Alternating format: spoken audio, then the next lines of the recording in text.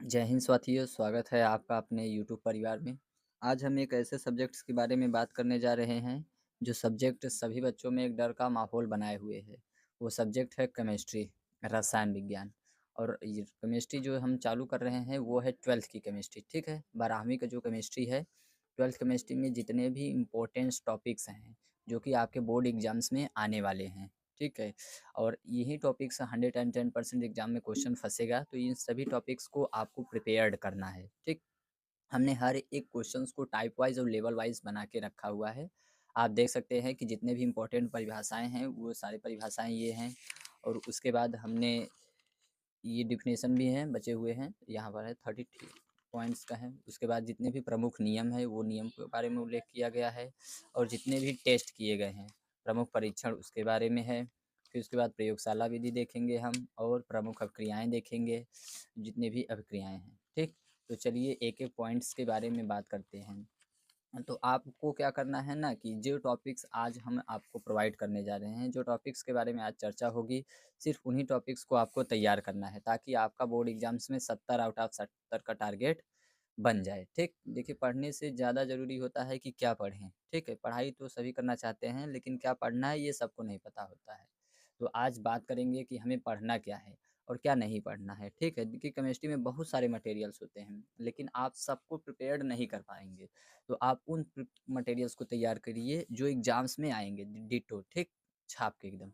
तो चलिए पढ़ते हैं, स्टार्ट करते हैं, ठीक। तो सबसे पहले हम परिभाषा के बारे में बात करते हैं। तो जितने भी केमिस्ट्री में डिफिनेशन आएंगे, जो महत्वपूर्ण परिभाषाएं हैं, जो बोर्ड एग्जाम्स में हर बार पूछता है, मैंने किसी भी डिफिनेशन में मैंने सन नहीं डाला है कि 2023 में आया है, 24 में आया है, 22 में आया है, 21 में आया है। इसमें जितने भी टॉपिक्स आए हुए हैं सब मोस्ट इंपॉर्टेंट और रिपीटेड हैं, ठीक है?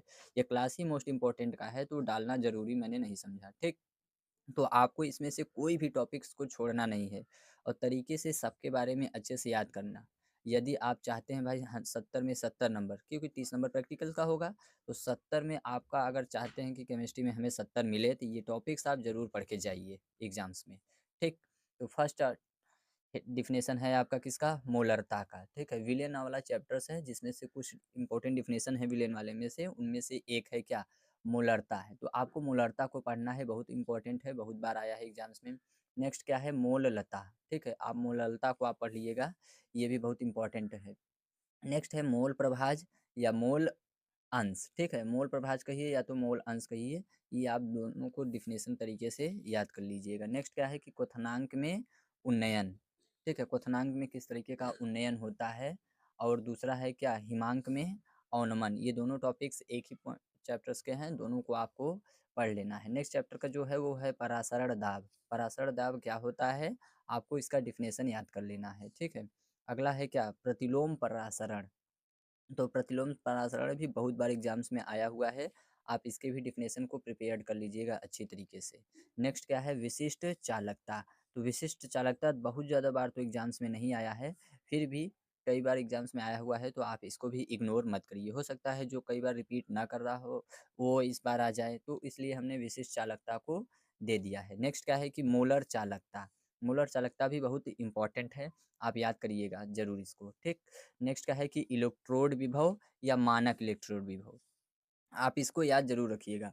इस बार चांसेस हैं कि इलेक्ट्रोड विभव एग्जाम्स में बनेगा। नेक्स्ट क्या है कि ईंधन सेल है, तो सेल के बारे में एक बार आप अच्छे से डिटेल याद कर लीजिएगा, और ईंधन सेल को जरूर पढ़ लीजिएगा। कोरोजन दूसरा जो होता है वो संक्षारण है। पॉइंट नंबर 12 नंबर जो है संक्षारण है। संक्षारण मॉडर्न है, साइंस का क्वेश्चन है, तो संक्षारण वेरी इंपॉर्टेंट है। लोहे पर जंग कैसे लगता है, वही क्या होता है, संक्षारण होता है। तो आप इसको जरूर पढ़ के जाइएगा, संक्षारण आने के चांसेस अधिक रहेंगे।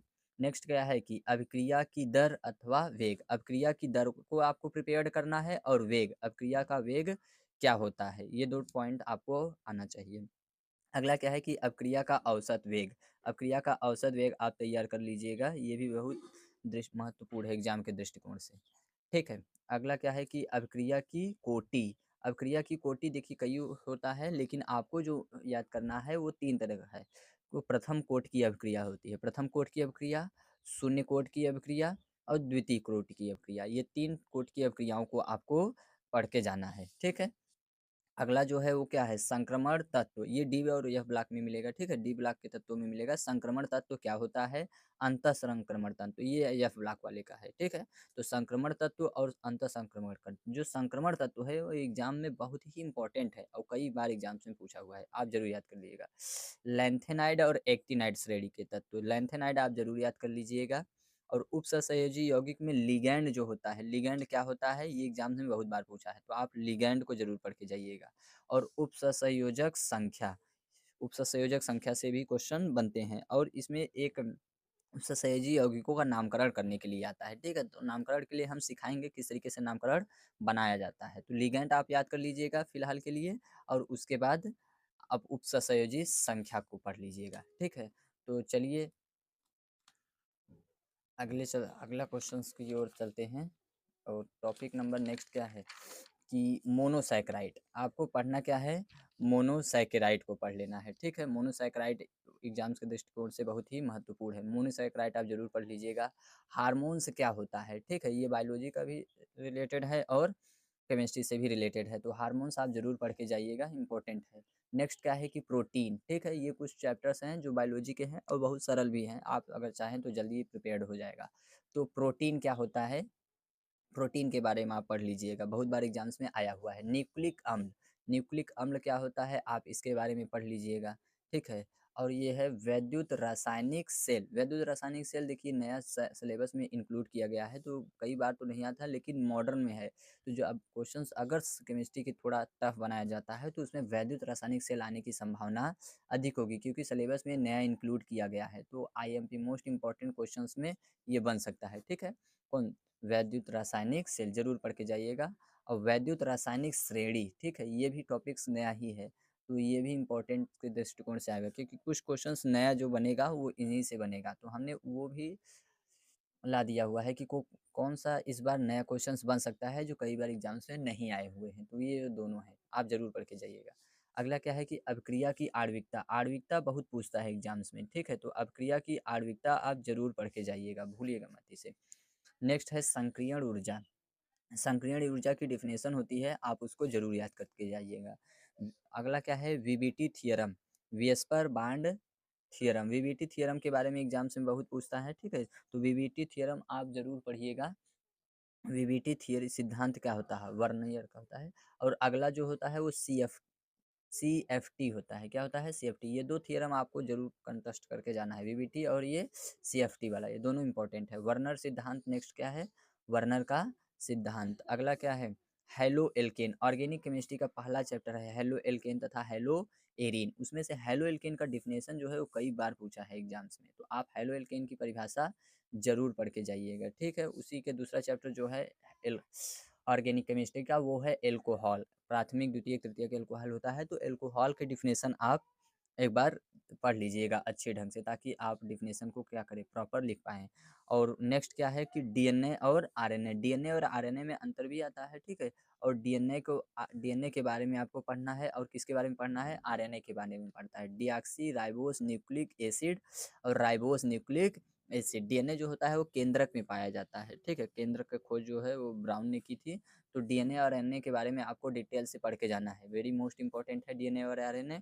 अगला जो टॉपिक है वो क्या है, विटामिन है, विटामिन के बारे में आपको पढ़ के जाना है, ठीक है, क्योंकि बहुत ज़रूरी है, कई बार एग्जाम्स में आया हुआ है क्या, विटामिन, तो आपको विटामिन भूलना नहीं है, ठीक है, खाते रहिए विटामिन और याद करते रहिए। तो विटामिन मोस्ट इंपॉर्टेंट थे, ये 33 डिफिनेशन थे जो कि परीक्षा के दृष्टिकोण से बहुत ही इम्पोर्टेंट है, ठीक है। यदि आपको ये सब डिफिनेशन हैंड रिटेन नोट्स में चाहिए तो कमेंट सेक्शन में कमेंट करिए, और यदि आप इसको खुद से प्रिपेयर्ड कर सकते हैं तो कोई दिक्कत नहीं है, आप लोग खुद से प्रिपेयर्ड ही कर लीजिए, ठीक है।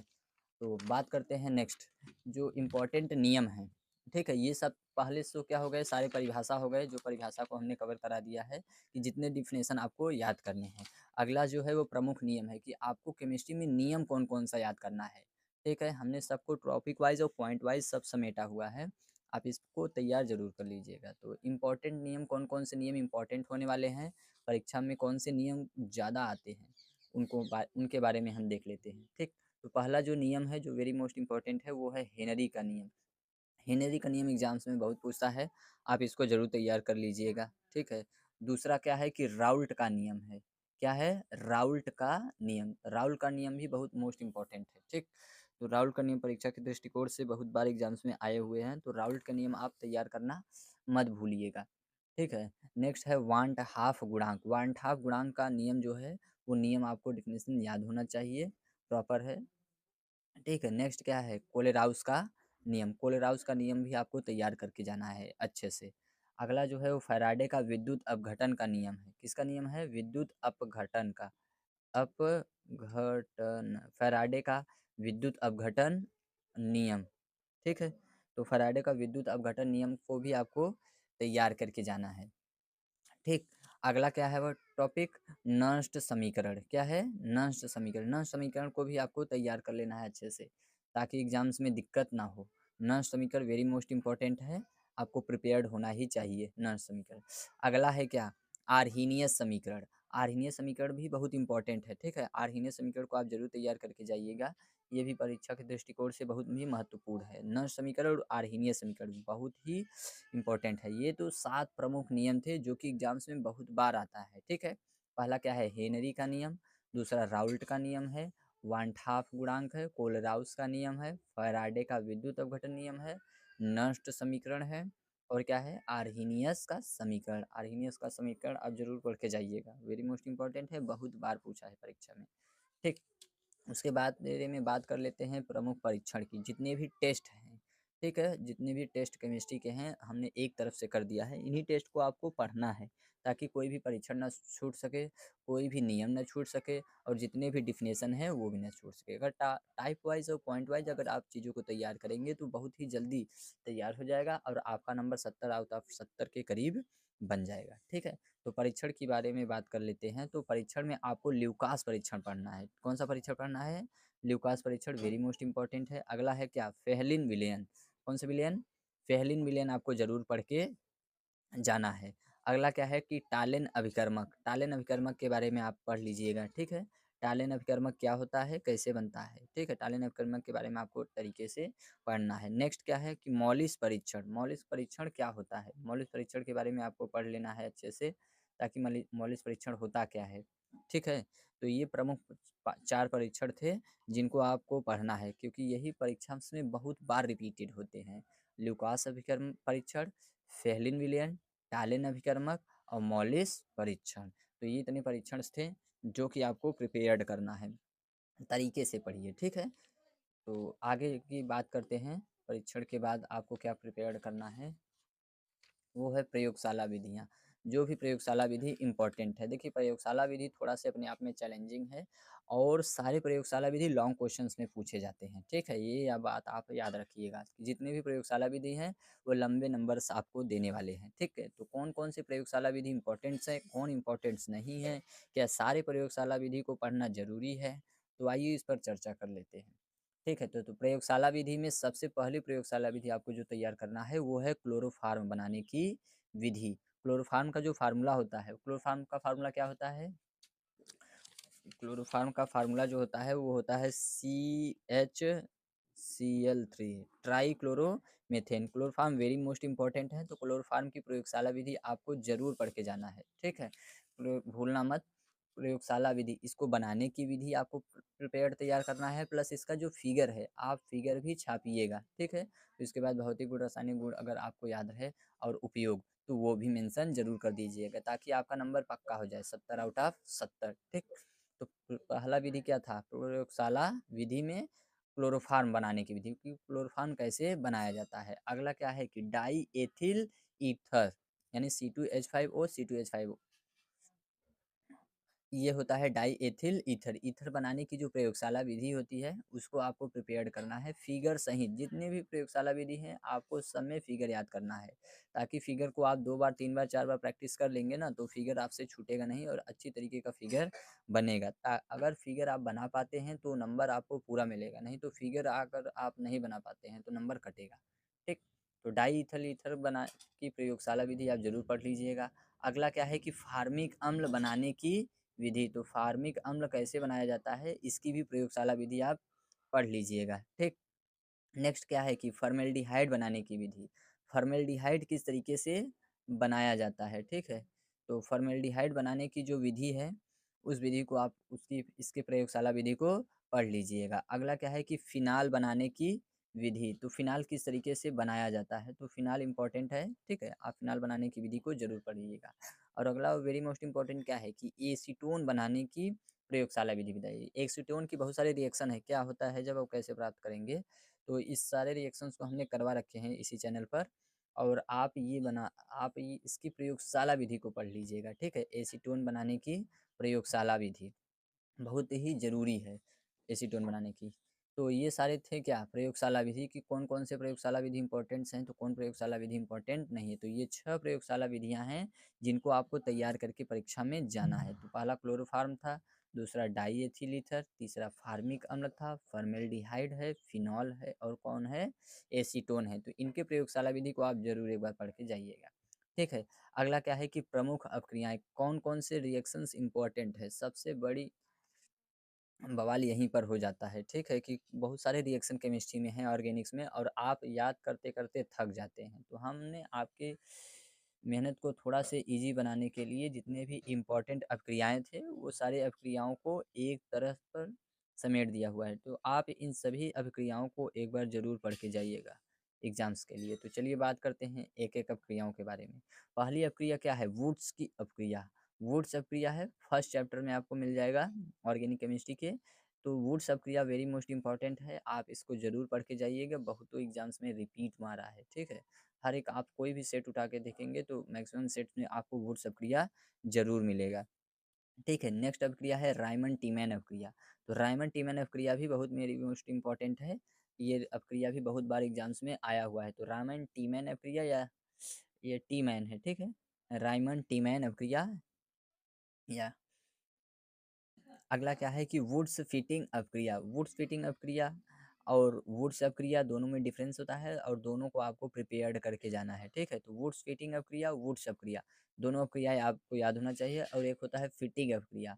तो ये तीनों और ये चारों रायमंड टीमन वेरी मोस्ट इम्पोर्टेंट है। बहुत बार आप कोई भी सेट उठा के देख लीजिएगा, ये सारे रिएक्शन ज़रूर ही पूछे जाते हैं। तो यदि आप इनको प्रिपेयर्ड नहीं करते हैं तो आप अपने पैर पर कुल्हाड़ी मारने का काम करेंगे, ठीक है? तो आप ज़रूर इन अभिक्रियाओं को याद करके जाइएगा, ठीक? तो फिटिंग अभिक्रिया भी इम्पोर्टेंट्स है। आगे चलते हैं तो हमें मिलता है कोल्बे की अभिक्रिया। कोल्बे अभिक्रिया भी वेरी मोस्ट इम्पोर्टेंट है, आप कोल्बे अभिक्रिया भी याद करके जाइएगा। नेक्स्ट है एल्डोल संघनन अभिक्रिया। तो एल्डोल संघनन अभिक्रिया भी वेरी मोस्ट इम्पोर्टेंट है परीक्षा के दृष्टिकोण से, तो आप एल्डोल संघनन की अभिक्रिया भी याद कर लीजिएगा। नेक्स्ट है स्मिट अभिक्रिया। स्मिट अभिक्रिया क्या होती है, आपको ये प्रिपेयर्ड करके जाना है। स्मिट अभिक्रिया भी बहुत बार एग्जाम्स में पूछा हुआ है।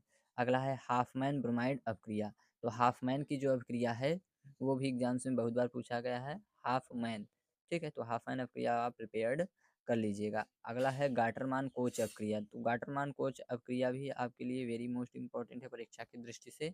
तो गाटरमान कोच अपक्रिया भी आप तैयार कर लीजिएगा। ये भी 24 में, 23 में, 22 में, 21 में बहुत सारे एग्जाम्स में रिपीटेड हुए हैं। तो गाटरमान कोच अपक्रियाएँ भी आपको तैयार कर लेना है। तो ये थे सारे प्रमुख अपक्रियाएँ थी। इसमें वुड्स अपक्रिया थी, रायमंड टीमन अपक्रिया थी, वुड्स फिटिंग अपक्रिया है, कोल्बे अपक्रिया है, एल्डोल संघनन अपक्रिया है, स्मिट अपक्रिया, हाफमैन और गाटरमान कोच की अपक्रिया है। तो ये सारे रिएक्शंस आपको प्रमुख अपक्रियाएँ जो भी रिएक्शन इनके हैं उस सारे रिएक्शन को रट के जाना है, ठीक? तो चलिए आगे चलते हैं। तो नेक्स्ट अपक्रिया क्या है कि हुंस-डीकर अपक्रिया। कौन सी अपक्रिया है?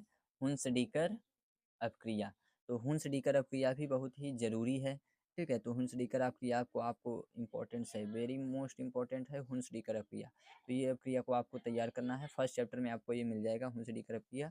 अगला क्या है कि फ्रीडल-क्राफ्ट अपक्रिया। कौन सी अपक्रिया है? फ्रीडल-क्राफ्ट अपक्रिया। तो ये अपक्रिया भी आप तैयार करके जाइएगा, ठीक है? फ्रीडल-क्राफ्ट अपक्रिया। अगला क्या है? रोज़नमुंड अपक्रिया।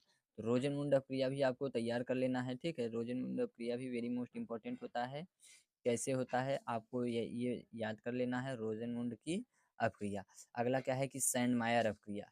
सैंडमायर अपक्रिया भी वेरी मोस्ट इम्पोर्टेंट है, ठीक है? तो सैंडमायर अपक्रिया को भी आपको तैयार करके जाना था। तो ये कुल 13 रिएक्शंस थे जो एग्जाम्स के दृष्टिकोण से बहुत मोस्ट इम्पोर्टेंट थे, ठीक है?